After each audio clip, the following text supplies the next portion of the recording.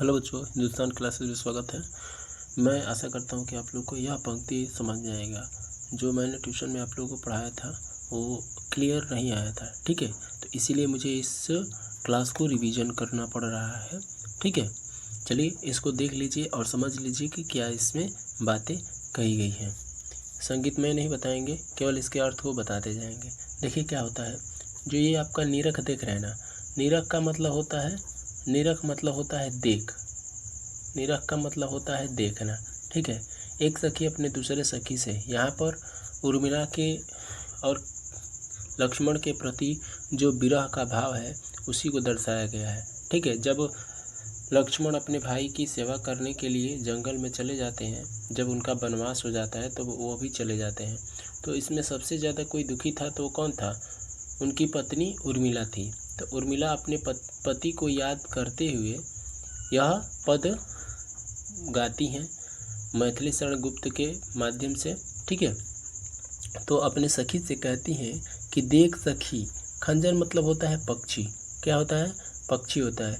देख सखी, अब ये पक्षी भी आ गए हैं, ठीक है। फेरे उन मेरे रंजन, रंजन यानी लक्ष्मण की यहाँ बात हो रही है। कह रही कि लग रहा है कि मेरे तरफ लक्ष्मण क्या हो रहे हैं, देख रहे हैं।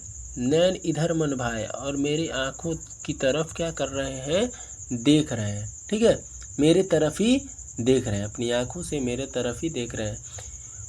उर्मिला अपनी सखी से कहती कि हे सखी, देखो हमारे आसपास जिस प्रकार से ये पक्षी आए हुए हैं, मानो ऐसा प्रतीत हो रहा है कि लक्ष्मण भी आ गए हैं और अपनी आंखों से मुझे देख रहे हैं और मोहित कर रहे हैं, ठीक है। फैला उनके तन का आतप, कह रहा है कि उनके शरीर की जो गर्मी है, ठीक है, आतप मतलब होता है गर्मी। कह रहे कि उनके शरीर की जो गर्मी है वो क्या हो गई है, फैल गई है, और वह सरोवर का रूप धारण कर लिए है, यानी पूरे जल से परिपूर्ण हो गई है, ठीक है। अब आगे देखिए, घूमे वो इस ओर वहाँ, हंस यहाँ उड़छाए।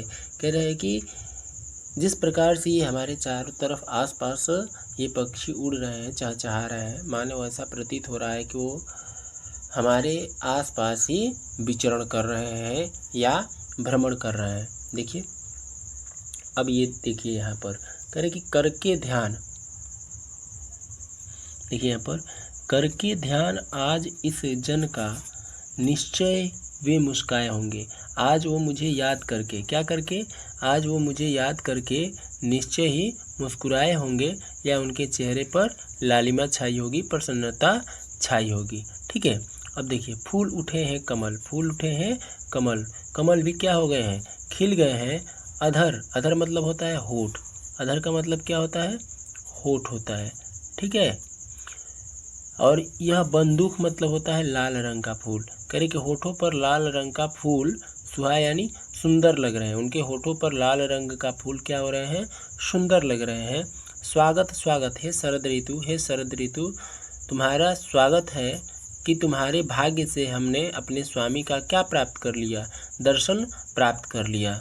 नभ ने मोती वारे, और आकाश रूपी मोतियों ने, आकाश रूपी ओस ने, ओस चारों तरफ बिखर गई है, जिससे असुर रूपी जल पूजा के लिए ले गया जल के समान दिखाई दे रहा है, ठीक है। ये तो रहा आपकी पहली पंक्ति का। अब हम लोग अगली पंक्ति में जानेंगे, ठीक है। हेलो बच्चों, अब हम लोग आगे इसके आगे देखेंगे, ठीक है। आइए जानते हैं। जैसे देखिए यहाँ पर दिया है, शिशिर दिया है ना। शिशिर मतलब होता क्या है, शिशिर का मतलब होता है सरदी, ठीक है।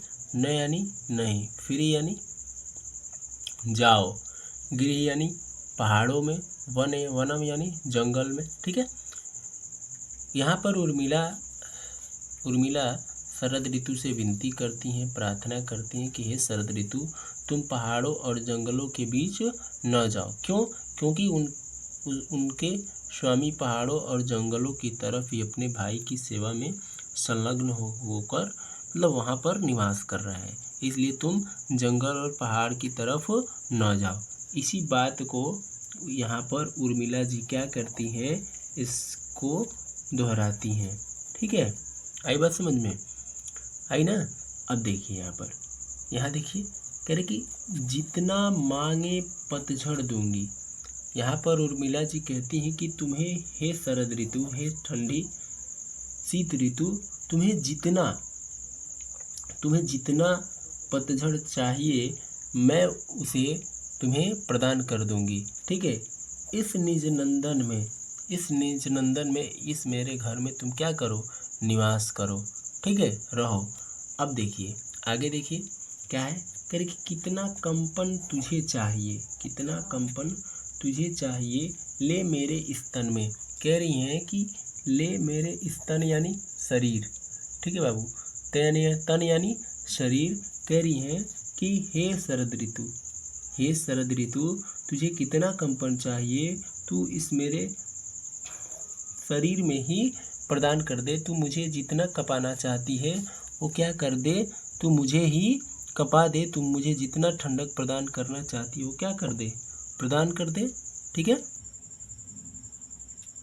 देखिए बच्चों यहाँ पर देखिए सखी कह रही हैं पांडुरता का क्या अभाव आनन में। ठीक है, अब पांडुरता का मतलब क्या होता है देखिए पांडुरता का मतलब होता है पीलापन। सखी कहती हैं यानी उर्मिला जी से सखी कहती हैं, यानी शीत ऋतु से उर्मिला जी कहती हैं कि हे शरद ऋतु तुम्हें जितना पीलापन चाहिए। पांडुरता का मतलब होता है जितना पीलापन चाहिए तू इस मुख से ही क्या कर लेना, प्राप्त कर लेना। यानी तू जब मुझे बहुत ज़्यादा ठंडक प्रदान करेगी तो ठंडी के वजह से मुख क्या हो जाएगा, पीला पड़ जाएगा। ठीक है, तो तू उसी पीलेपन को धारण कर लेना या प्राप्त कर लेना। ठीक है, अब देखिए यहाँ पर क्या कह रहा है, वीर जमा दे नयन नीर। तू हे शरद ऋतु वीर जमा दे यानी पत्थर के समान मेरे अश्रु रूपी जल को बना दे। यानी तू इसमें इतना ठंडा प्रदान कर दे, इतना ठंडक प्रदान कर दे कि ये आंसू रूपी जल पत्थर के रूप में क्या हो जाए, बर्फ के रूप में क्या हो जाए, परिवर्तित हो जाए। यदि तू मानस भाजन में, देखिए मानस भाजन के क्या होता है मतलब, मानस मतलब मन रूपी, भाजन का मतलब क्या होता है, भाजन का मतलब मन रूपी। ठीक है बाबू, मन रूपी पात्र। ठीक है, मानस भाजन का मतलब होता है मन रूपी पात्र। कह रही हैं कि उर्मिला जी कहती हैं कि हे शरद रूपी तू अपने मन रूपी पात्र के अनुसार, तू अपने मन के अनुसार क्या कर कि मेरे अश्रु रूपी जल को क्या कर दे, जमा दे, पत्थर के समान जमा दे। तो मैं मोती से अकिंचन करूं, तो मैं मोती से कह रही हैं कि तो मैं मोती से, अकिंचन मतलब होता है गरीब, मैं मोतियों के समान तथा गरीब के समान अपने मन को स्थिर रखूं। ठीक है, हंस गई रो भी न सकूं। क्या कह रही है यहाँ पर कि हंस गई रो भी न सकी, ना तो मैं अपने इस जीवन में हंस सकती हूँ और ना ही रो सकती हूँ। ठीक है बाबू, अब देखो तो उत्कंठा माने कौतूहल होता है या बेचैन होता है या पागल। तो कह रही है कि मैं क्यों ही बेचैन हूँ, मैं क्यों ही भाई दुखी हूँ। देख फिर क्या भाव भुवन में, देख इस संसार में या इस सदन में क्या ही अभाव होगा, देख इस मेरे जीवन में क्या ही अभाव होगा। ठीक है, ये पंक्ति भी आप लोग को बहुत ही भली बात है, अच्छे से समझ में आई होगी। चलिए इसको देखते हैं आगे वाली पंक्ति को। देखिए बच्चों ये तीसरी पंक्ति है आपकी। ठीक है, देखिए ये तीसरी पंक्ति है आपकी। क्या कह रहा है, पहले कह रहा है कि मुझे फूल मत मारो। ठीक है, यहाँ पर उर्मिला जी क्या कह रही हैं, कामदेव से बात कह रही हैं। कामदेव और उर्मिला के बीच यह इस पंक्ति में संवाद है। जिस प्रकार से एक बार क्या हुआ था कि भगवान शंकर तपस्या कर रहे थे। ठीक है, और उनकी तपस्या भंग करने के लिए कुछ देवताओं की बात सुनकर कामदेव क्या करने के लिए, उनकी तपस्या भंग करने के लिए उनके पास चले गए। और जहाँ पर वो तपस्या कर रहे थे बाबू, ठीक है, वहीं पर जा कर के वो क्या करने लगे, काम वासना प्रारूप को उनके ऊपर काम रूपी बाणों को की वर्षा करने लगे। ठीक है, जिसके वजह से उनकी तपस्या भंग होने लगी। तो उनको आभास हुआ, तो अपनी तीसरी नेत्र को खोल दिए और वो तीसरी नेत्र के सामने ही थे और जिसके वजह से वो जल करके भस्म हो जाते हैं। तो इस पंक्ति में भी जो सती सावित्री की तरह यहाँ पर लक्ष्मण की पत्नी उर्मिला जी रहती हैं, ठीक है, और वो अपने पति के विरह में व्याकुल रहती हैं, उदास रहती हैं और शरद ऋतु से कुछ बातें कहती हैं। अब यहाँ पर कामदेव से बातें कहती हैं कि हे कामदेव, मुझ पर प्रेम रूपी बाणों की वर्षा, काम वासना की वर्षा ना करो, क्योंकि मेरे पति घर पे नहीं है, ठीक है। तो इसलिए तुम थोड़ा भी तो क्या करो, विचार करो, दया करो, ठीक है बाबू। इन्हीं सब बातों को हम लोग को पढ़ना है। तो चलिए आइए अब आरंभ करते हैं। देखिए यहाँ पर दिया है ना, मुझे कह रहा है कि मुझे फूल मत मारो। क्या कह रहे हैं? फूल माने प्रेम, प्रेम रूपी बाणों की वर्षा, प्रेम रूपी बाणों की वर्षा ना करो। हे कामदेव, मुझ पर दया करो, मुझ पर क्या करो कि प्रेम रूपी बाणों की वर्षा ना करो, ठीक है। मैं अबला, अबला मतलब होता है कमज़ोर, ठीक है बाबू। अबला का मतलब होता है कमज़ोर और बाला का मतलब होता है स्त्री। बाला का मतलब क्या होता है? स्त्री। कह रही हैं यहाँ पर उर्मिला कामदेव से कि हे कामदेव, हे कामदेव, मैं तो एक कमज़ोर स्त्री हूँ जो अपने पति के वियोग में दुखी हूँ, ठीक है। मैं अपने पति के विरह में व्याकुल हूँ, इसलिए तुम मुझ पर थोड़ी तो दया करो, मेरे ऊपर थोड़ी सी भी क्या करो, दया करो, ठीक है। अब देखिए, होकर मधु के मीत मदन, कह रही हैं कि हे कामदेव, तुम मधु के समान मद में चूर होकर के यह सब कार्य कर रहे हो। मैं जानती हूँ कि तुम चतुर हो, पटु मतलब होता है चतुर, और कठोर भी हो, और इसलिए तुम मेरे इस जीवन में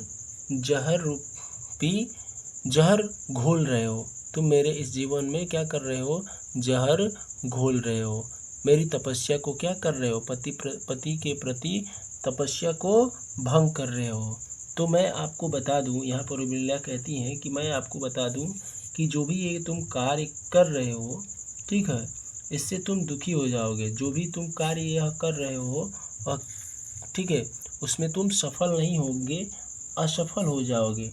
ठहरो और श्रम परिहारो, कह रही कि ठहर जाओ, रुक जाओ और थोड़ा आराम कर लो, क्योंकि अब तुम्हें थकान हो गई होगी। अब यहाँ पर कहती है कि नहीं भोगनी यह मैं कोई, कह रही है कि नहीं मैं भोग विलास करने वाली काम वासना मैं स्त्री नहीं हूँ। मैं कोई साधारण स्त्री नहीं हूँ कि जो पति के परदेश चले जाने के बाद भोग विलास इत्यादि कार्यों को करती हैं। इसलिए तुम क्या करो, बेकार में यह प्रेम रूपी जाल मेरे यहाँ न पसारो, मेरे यहाँ न फैलाओ, ठीक है।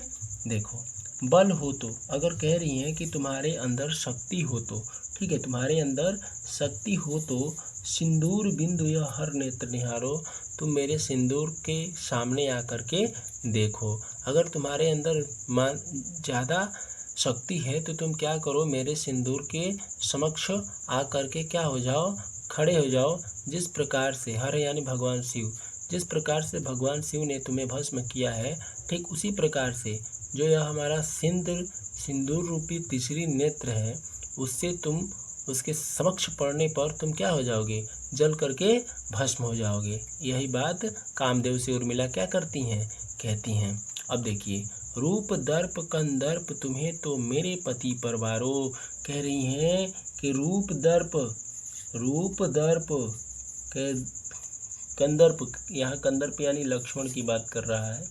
कह रही कि तुम मेरे पति के इतना सुंदर भी तो नहीं हो, दर्प मतलब सुंदरता। कह रही कि तुम मेरे पति के समान, लक्ष्मण के समान सुंदर भी नहीं हो, और तुम मेरे पति के चरण धूल के बराबर भी नहीं हो। कह रही हैं कि तुम मेरे पति के चरण धूल के बराबर भी नहीं हो। इसलिए तुम क्या करो, हे कामदेव, इसलिए तुम क्या करो कि मेरे इस चरण धूलि को अपनी पत्नी, रति यानी पत्नी, अपनी पत्नी के सिर पर ले जा कर के धारण कर देना। हे कामदेव, तुम अपनी पत्नी के ऊपर इस चरण रूपी धूल को ले जा कर के क्या कर देना, लगा देना, सिंदूर के रूप में लगा देना, तुम्हारा आयु बढ़ जाएगा। यही बात यहाँ पर उर्मिला जी उनसे कहती हैं, कामदेव से कहती हैं। ठीक है, आया समझ में? बोर्ड पे क्या हुआ है कि थोड़ा इतना क्लियर नहीं दिखेगा। ठीक है, वहाँ पे थोड़ा सा लाइट का प्रॉब्लम है, इसके वजह से थोड़ा सा समस्याएं आ रही हैं। बाकी जो भी पढ़ाया है उसमें भी आपको हूबहू यही आपको अर्थ मिलेगा, और जो अभी बता रहा हूँ वही मिल रहा है। ठीक है बाबू, तो अब अगला पंक्ति देखा जाए। अगली पंक्ति क्या कह रही है? कह रही कि यही आता इस मन में, छोड़ धाम जन जाकर मैं भी रहूं उसी वन में। अब उर्मिला जी के मन में के अंदर यह भाव आ रहा है कि मैं अपने इस घर बार को, अन्न धन को त्याग करके मैं भी उसी जंगल में जाकर रहूं जहां पर मेरे स्वामी लक्ष्मण अपने भाई के और भाभी के प्रेम सेवा में लगे हुए हैं। मैं भी उन्हीं की आसपास रहूं। ठीक है, प्रिय के व्रत में विघ्न माने बाधा, मैं अपने प्रिय यानी मैं अपने स्वामी के व्रत में बाधा न डालूं और उनके पास रहूं। कह रही हैं कि रहूं निकट भी दूर, कह रही कि मैं उनके पास भी रहूं और उनसे दूर भी रहूं। व्यथा यानी दुखी रहूं, पर उनके साथ साथ ही